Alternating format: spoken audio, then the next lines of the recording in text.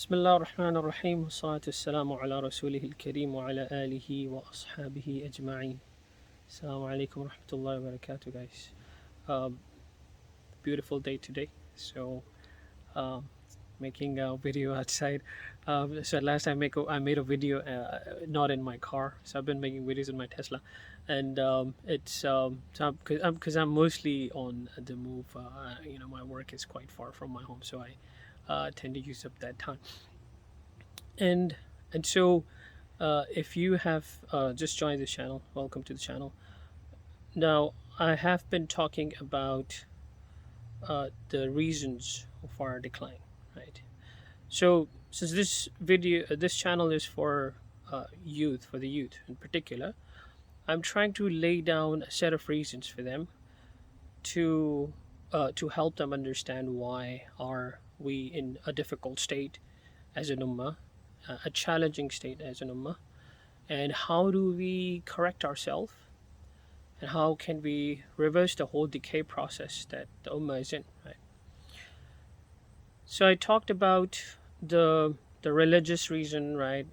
So again, for those who are joining in the previous two videos, I talked about the reason for our decline. The first and foremost, obviously, that we are experiencing a decay of religion through generations, right? And we need to reverse that. We need to go back to the Quran and Sunnah, right? Learn about Islam, um, and to learn Arabic, for example, very important thing. And the next thing is that the other reason that I talked about was the scientific reason, right? The fact that we are so weak in technology and we are so behind in technology is again a very sad state of matters, that the West is moving so fast in technology and we are so behind. And even though we're trying to change that, but we're mostly buying technology for that. We're not bringing forth a generation that is creative in technology, in producing their own signature technology, right? And so that's the other reason. Now in this video I'll briefly talk about who is to be blamed, right? So it's a difficult question, right? And I'm trying to summarize everything in short videos. I'm going to talk more extensively, inshallah, if Allah wills, in future videos. But a summary of who is to be blamed. Now, I don't want to play the blame game here, but remember that if you there's a very important saying that if you don't know your history, that you're gonna repeat you tend to repeat it, right? So it's important to know your history so that you don't repeat it, and so that's the point. And when it comes to the religious differences, right, we have been in a state of division, right? And there are so many groups that are in clash with each other. And so the fact that there are going to be sects in the ummah, um, that is in the hadith also. So we cannot deny it. We cannot live in a fairyland and say that, oh, there's no group, and there's just one group, and we shouldn't talk about differences. But there are differences, right? There are going to be differences, and the most important thing about differences is that we need to suppress the differences rather than keep on emphasizing on those differences, right? So our differences in terms of the religious aspect, our religious decline, the differences that we have has, and then emphasizing on those differences too much has led to a decline of the ummah on the religious side. And obviously the fact that we are not taking religion seriously anymore also adds to that. The scientific reason, which is obviously closer, after Islam, is the thing that's close to my heart, is the what is the reason for the decline in science? Right? The industrial revolution took place in the West, and they've been like moving, at essentially the speed of light. Right? When it comes to technology, moving so fast, and we are way behind, right? And you know, I think for the scientific part, I think we are the only ones to be blamed. Some people blame, yeah, I've heard my professors saying that Imam Ghazali is to be blamed, and some other scholars, but I completely disagree with that. First of all, Imam Ghazali did not cause a decline of science in the Muslim Ummah. People have written articles about it. I might talk about that later on, but there's no significant evidence that Imam Ghazali was the reason that we are now away from science. Yeah, he did criticize philosophy. Philosophy and science are very different things.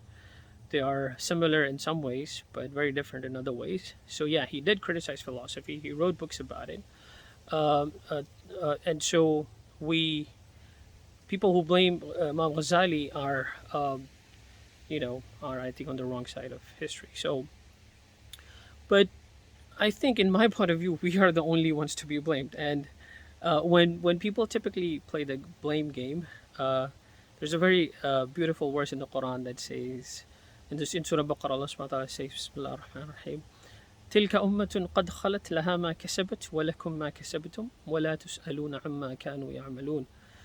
That, just I'm explaining the meaning. I'm not doing again a literal translation.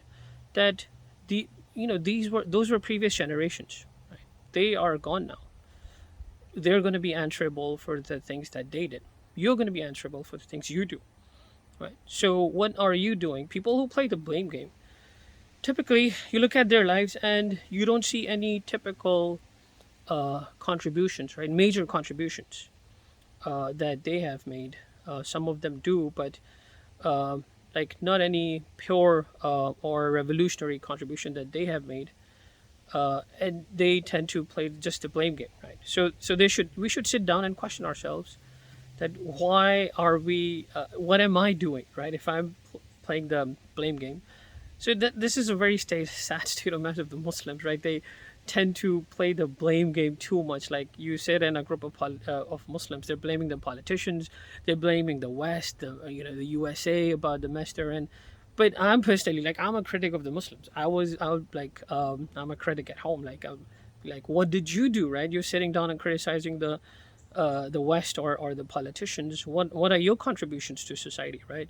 What have you done in education and science? What is your knowledge about religion, right? So so we should stop playing the blame game.